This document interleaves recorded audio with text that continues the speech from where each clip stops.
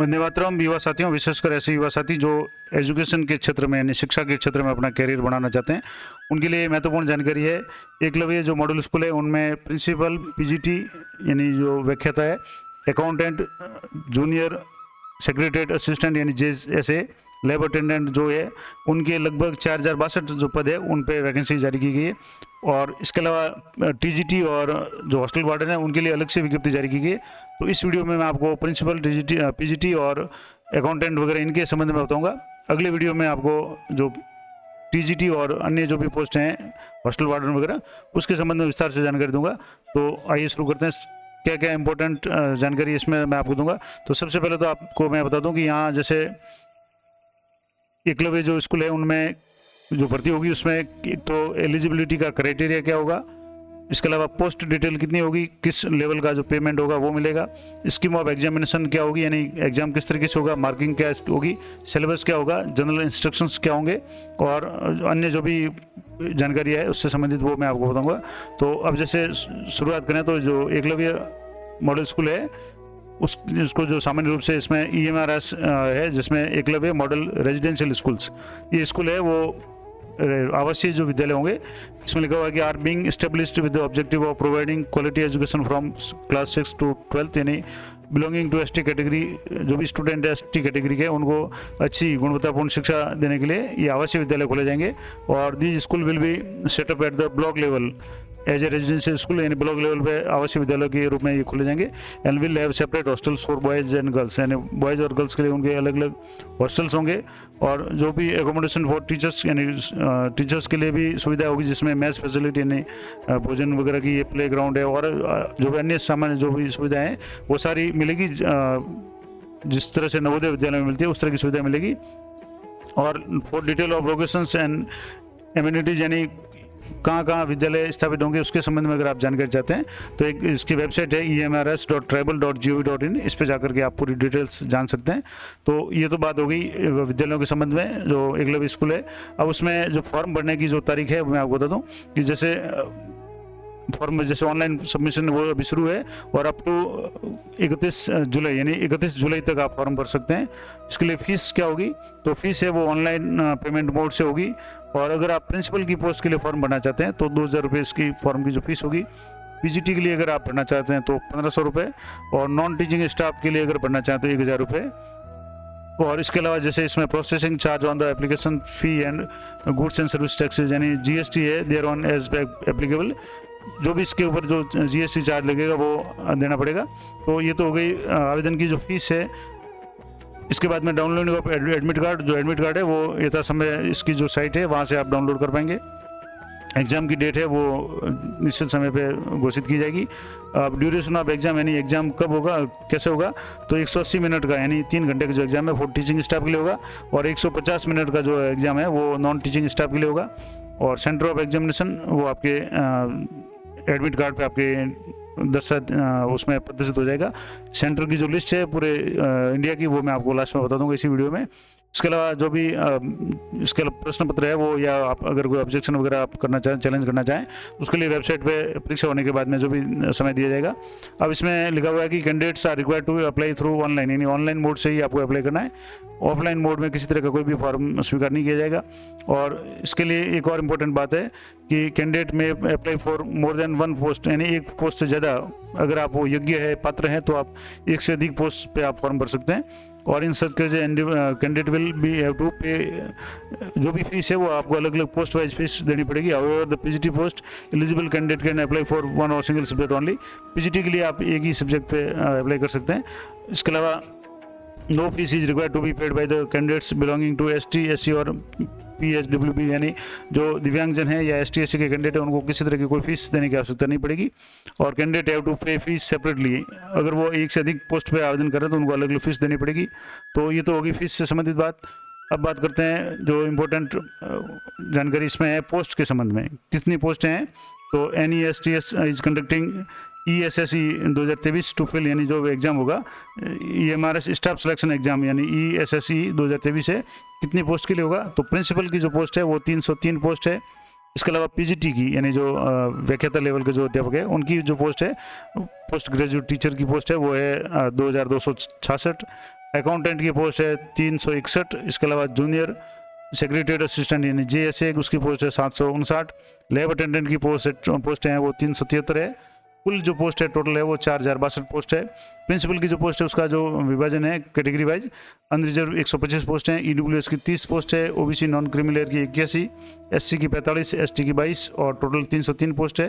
इसके अलावा जिसमें जो भी हियरिंग इम्पेयर्ड वगैरह जो भी दिव्यांग हैं उनकी पोस्ट हैं वो 13 पोस्ट है। उसी तरह से पोस्ट ग्रेजुएट टीचर्स यानी PGT की जो पोस्ट है वो भी पोस्ट है। जैसे इंग्लिश की पोस्ट है 246 है, हिंदी की 200 है, मैथ्स की 244, केमिस्ट्री की 169, फिजिक्स की 179, बायो की 236, हिस्ट्री की 185, ज्योग्राफी की 154, कॉमर्स की 140, इकोनॉमिक्स की 161 और कंप्यूटर साइंस की 172 यानी कुल 2086 पोस्ट है। और category wise unreserve, EWS, OBC non creamy, ST SC वगैरह सारी पोस्टें इसमें विभाजन दिया हुआ है। ये पूरी PDF है, आपको मैं टेलीग्राम चैनल पर उपलब्ध करा दूंगा। इसके अलावा जो भी रिजर्वेशन है वो ओरिजेंटल होगा कैटेगरी वाइज। इसके अलावा जो पोस्ट ग्रेजुएट थर्ड लैंग्वेज की जो पोस्ट हैं उसमें PGT की पोस्ट मराठी की 16 पोस्ट हैं, उड़िया की 20, तेलुगु की 37, संस्कृत की 97 पोस्ट है, बंगाली की 3 और संथाली की 7, कुल मिलाकर के 180 पोस्ट है वो लैंग्वेज की है। इसी तरह से अन्य जो भी पोस्ट हैं जिसमें जूनियर सेक्रेटरी असिस्टेंट की पोस्ट हैं 759 है, अकाउंटेंट की 361 पोस्ट है, लैब अटेंडेंट की 373 और कुल 1493 पोस्ट है। इसमें भी जो भी कैटेगरी वाइज है वो आरक्षण है वो दिए होगा। और इसके अलावा जो भी इंस्ट्रक्शन है उसमें एक तो है कि only Indian citizens are eligible to apply यानी भारतीय नागरिक इसमें आवेदन कर सकते हैं। और जो भी क्वालिफिकेशन रिक्वायर्ड है should be strictly accordance with the notified यानी जो भी निर्धारित योग्यता है वो योग्यता होनी जरूरी है, उससे कम है वो इसमें नहीं चलेगी। अब इसमें एक और इम्पोर्टेंट बात आपको बता दूं कि प्रिंसिपल के लिए जो पे स्केल है, पे डिटेल है वो जैसे लेवल 12 है पे मैट्रिक्स और 78,800 से लेकर के 2 लाख पेमेंट है वो मिलेगी। पोस्ट ग्रेजुएट टीचर्स यानी PGT है जिसमें Hindi, English, physics, chemistry, maths, economics, bio, history, geography, commerce, third language और कंप्यूटर साइंस के जो भी पद है उनके लिए लेवल 8 यानी 47,600 से शुरू होगी वेतन और 1,51,000 तक जो भी पे स्केल है वो होगी। अकाउंटेंट के लिए लेवल 6 यानी 35,400 से शुरू है, JSA के लिए लेवल 2 यानी 19,900 और लैब अटेंडेंट के लिए लेवल 1 यानी 18,000 से शुरू है। अब मोड ऑफ एग्जामिनेशन है वो OMR बेस्ड होगा यानी पेन पेपर पे होगा और OMR सीट भरनी पड़ेगी।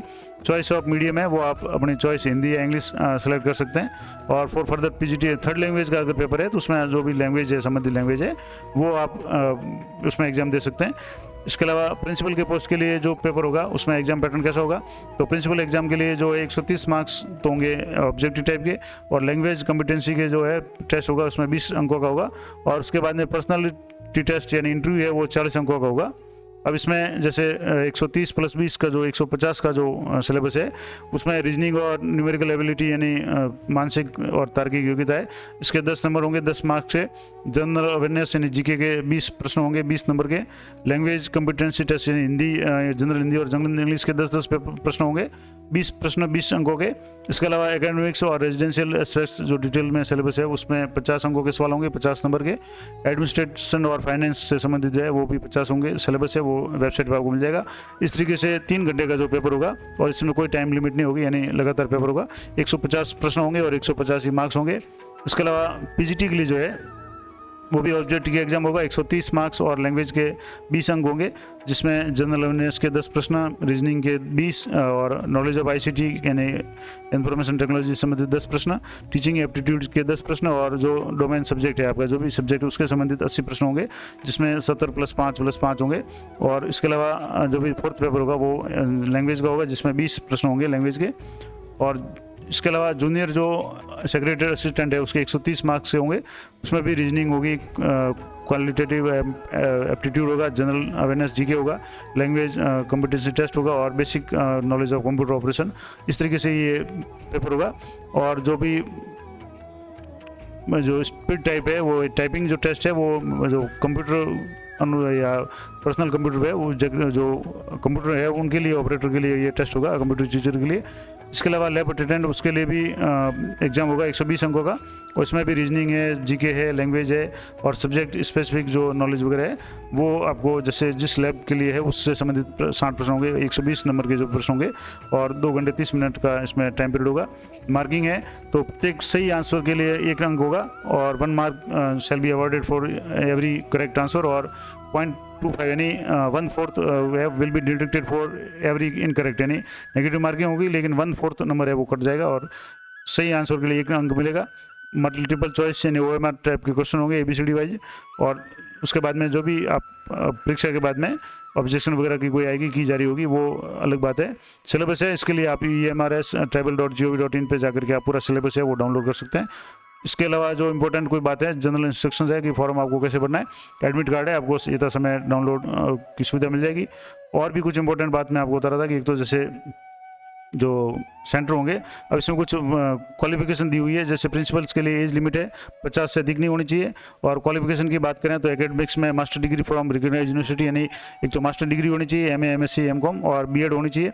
इसके अलावा अनुभव होना चाहिए, एक्सपीरियंस, और persons having 12 year of combined experience as vice principal PGT TGT और with minimum 4 year as PGT या वो है ये होना चाहिए। और उसके बाद में experience in working in fully residential school में अगर रहा हुआ तो उनका अनुभव होना चाहिए आवासीय विद्यालय का।